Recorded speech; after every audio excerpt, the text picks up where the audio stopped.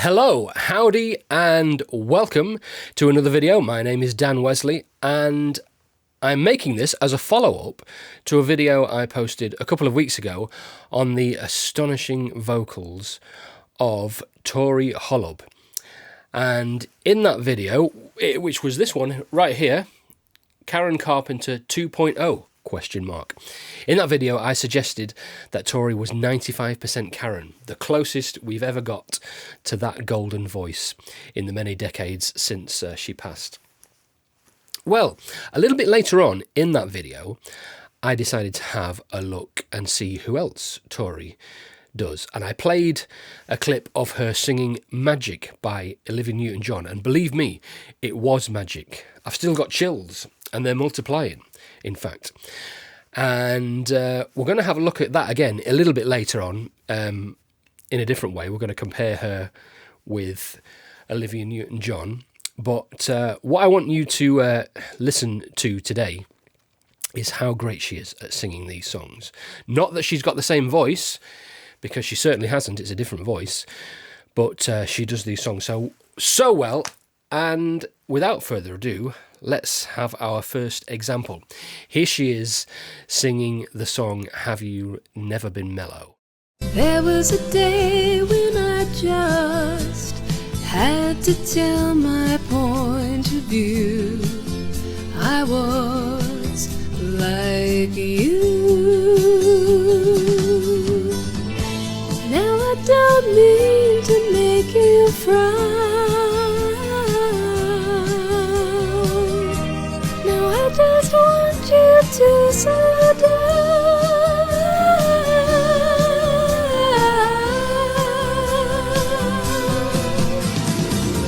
Have you never been mellow? Have you never tried to find a comfort from inside you? Have you never been happy just to hear your song? Have you never... And these are short clips made, I don't know if they were made originally for TikTok or Instagram Reels, but I'm watching them as YouTube Shorts. So we're just getting clips of songs, and that's possibly the most frustrating thing about looking at Tori's channel, because I watch these performances and I think, oh, I want to hear the full song. Honestly, if she made a whole album just singing Olivia Newton-John songs, I'd be there, front of the queue, definitely. That is excellent. But do you hear what I'm hearing there? You think, now, hang on a minute, you've already done a video on Tori. Why are we doing another one? Well, the reason is because, and this is what I think is astonishing here, she sounds so great in that lower register doing the Karen Carpenter stuff that you think, wow, could it get any better than this? But then to be able to go up there and sing in the area where Olivia Newton-John was, because she would always sing in a higher register than Karen Carpenter, and do it so well, even getting into that falsetto stuff, really, really lovely. And so this is the thing that astounds me, that she can do both of those and sound as good as this. This is proper versatility. For our next example, we're going to go back to, way back to the beginning of Olivia Newton-John's career, when she first made it big stateside. And of course, her initial success there was in the world of country music. And she did some lovely songs back then. In fact, I'm a massive country music fan. And I know that it is virtually unheard of, almost non-existent, people from outside of the US and Canada to make it big in Nashville. It just doesn't happen. In fact, I can count on the fingers of one hand the number of times it has ever happened. And funnily enough, they always seem to be Australians. I don't know what that's about. Anyway, Olivia Newton-John, of course, made it big in the early 70s over there. And in fact, was it 1974 or 75? She won the CMA, the Country Music Association's Female Vocalist of the Year. Just unheard of, that kind of thing. But I think you can see why they took to her straight away. Let's hear an example of one of those songs as Tori sings this one.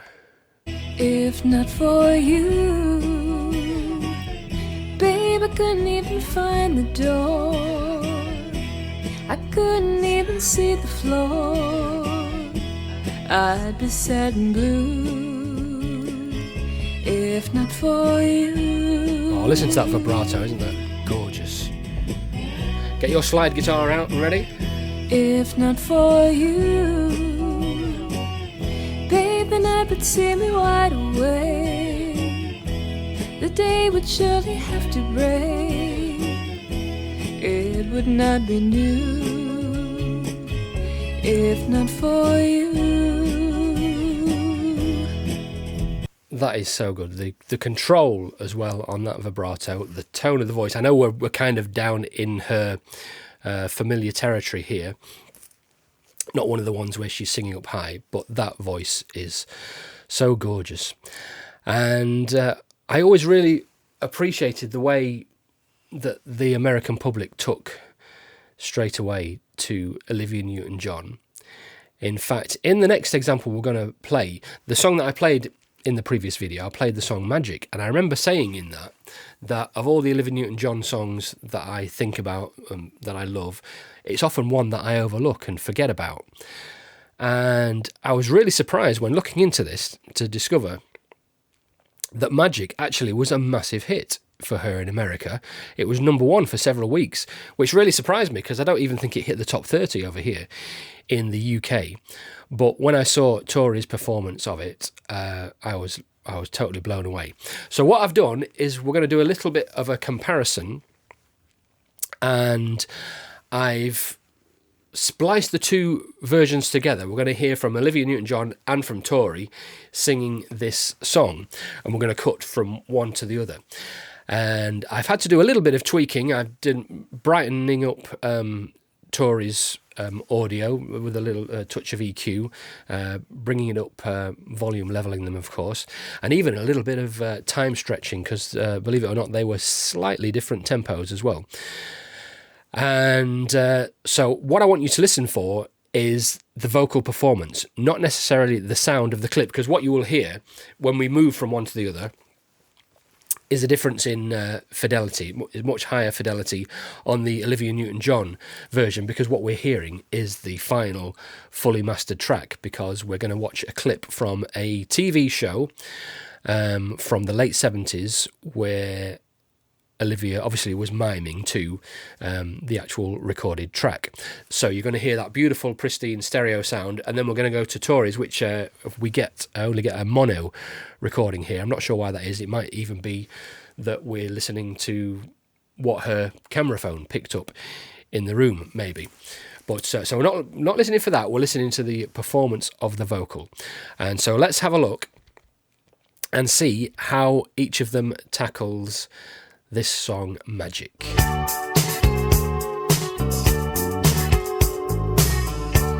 take my hand. You should know me. I've always been in your mind. You know I will be kind. I'll be guiding you, building your dreams. Has to start now. There's no other road to take. You won't make a mistake. I'll be guiding you. You have to believe we are magic. Nothing can stand in our way. You have to believe we are magic. Don't let your aim ever stray. And if all your hopes survives, destiny will arrive. Bring all your dreams alive for you. I'll bring all your dreams alive for you.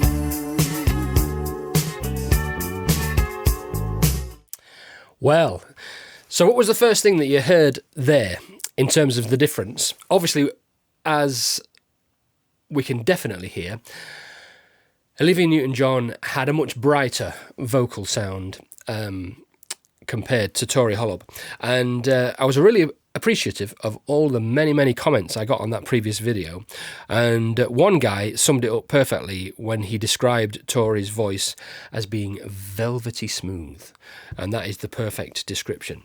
And so that's what you get with Tori, whereas there is a sharper, brighter edge to the sound of Olivia Newton-John's vocal. So when I'm going to suggest here that Tori is 95% Olivia, I'm not talking about the sound of the vocal. I am definitely talking about the performance.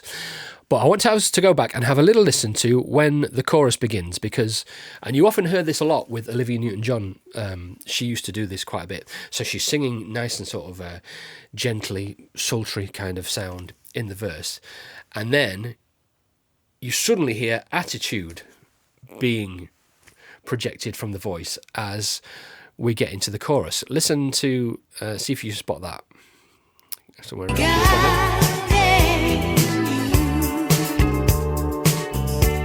Ready for this? You have to believe we are magic. Nothing can stand in our way. Whereas with Tori, You have to believe we are magic. Don't let your aim ever stray. we're still velvety smooth, you see. So that's the main difference in their vocal sound. Also partly vocal delivery there. But listen to how good is this falsetto. I know whenever I've in the past sung in falsetto, I've always listened back to myself and thought, oh, you shouldn't do that. That doesn't sound great. But listen to this. And if my hope survives, destiny will arrive. Bring all your dreams alive for you. I'll bring all your dreams alive for you. Yeah, and I tell you what, it's really lovely. Just seeing clips of Olivia Newton-John reminds me how much I love that woman. And obviously in that particular clip, as you can see, she'd just come in from centre court at Wimbledon. I think she'd been playing doubles with Chris Evert, as I remember. Really lovely. But what it's reminding me is, and it's a little slightly tinged with sadness, because I'm sure, like me, many of you, millions of people around the world, would have been absolutely devastated when they heard of the death of Olivia Newton-John back in 2022. I absolutely was. And for me, it probably was. In fact, no, I'll say it definitely was. It hit me harder than any other. Of all the celebrity deaths that have happened during my lifetime, there you go, Dan, let's bring the mood down. Of all the celebrity deaths, hers was the one that really grabbed me the most. And I think what it was, she had that thing that I love, the innocent girl next door quality.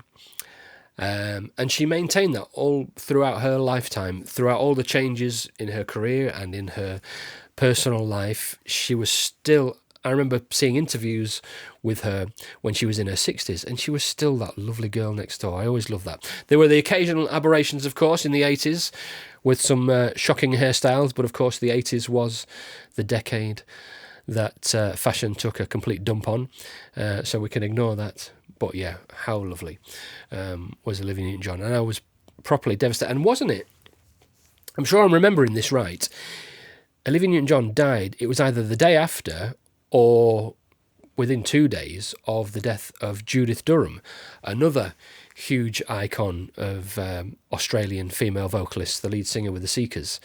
I'm sure that's what happened, because I seem to remember on Facebook I posted at the time about how these bad things come in threes, and maybe should we be worried about Kylie, something like that. But yeah, I was proper upset, and just seeing her again there, just, I don't know. I think before we bring a tear to my eye, which we'll never do, let's have another lovely song from Tori. Here she is singing I Honestly Love You.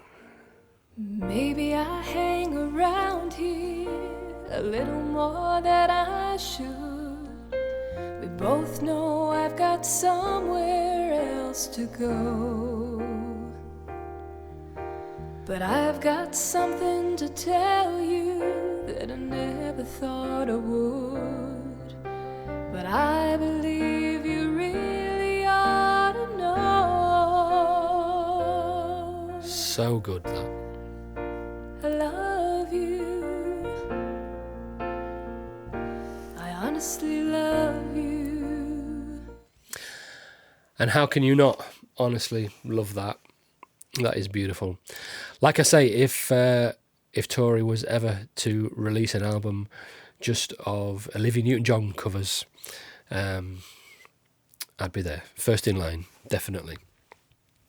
So, for all you people out there who are fans of Olivia Newton-John, keep your eye on this girl and her career. It was really lovely the other day, at the weekend, just gone past, we got to see a video that she posted of what was, I think, her first performance in front of a live audience, and it was so lovely watching that, and it felt like a real privilege to be right in at the start of somebody's career. It reminded me, took me back to my first gig a million years ago, and it was just so lovely to see that. Really special. So what I am going to say to you lot is keep your eye on Tori Holub and her very special gift, because she's going to go far with this. In fact, I'd go as far as to say that she's the one to watch. She is the one to watch. She's the one to watch. She is the one to watch. The one we need. Oh, yes, indeed. And on that note, I'll catch you in the next video.